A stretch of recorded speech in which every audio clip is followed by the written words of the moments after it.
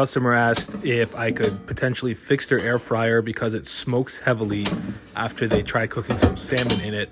I asked them when the last time they cleaned it was, and I was looked at all wide-eyed because they've never cleaned their air fryer before. So here's the first way of doing it. We have these two Phillips heads for the two heating elements.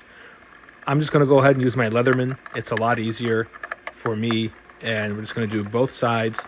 Keep in mind, they're not going to pull out all the way. We have this retainer clip here, and on the top, it's still connected inside. So this is basically a quicker way of doing it without having to disassemble the entire machine. So you could push that out of the way, pull this out as much as you need to. Basically just make as much space as you can. We're going to go ahead and do the same thing with the other side. I did find that this side I was able to pull out much further. Not sure if that's with every Ninja air fryer, but that's what worked with this guy. And I just went ahead and soak it with a degreaser of your choice. I would prefer to use the foam one, just didn't have any on me. Then you could just tear the abrasive side of a sponge off and get to work scrub-a-lub-a-dubbin'.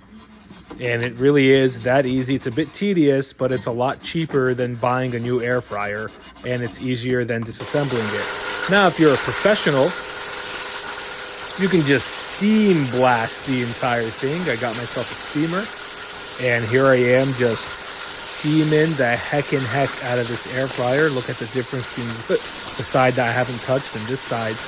And it gets pretty intense. Don't worry, too much about getting any steam anywhere. It's pretty hard to get into the wrong location.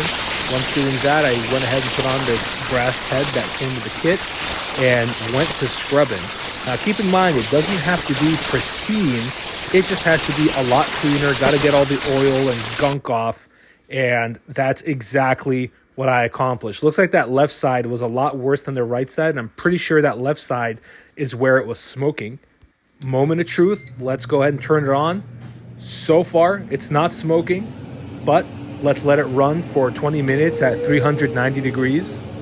I have the fire extinguisher next to me just for the worst case scenario, but here we are 20 minutes later at 390 degrees, no smoke, no smells, and look at that. That was the worst side over there. Looks like some stuff got really caked on, but it's not smoking anymore. Let's see the better side here.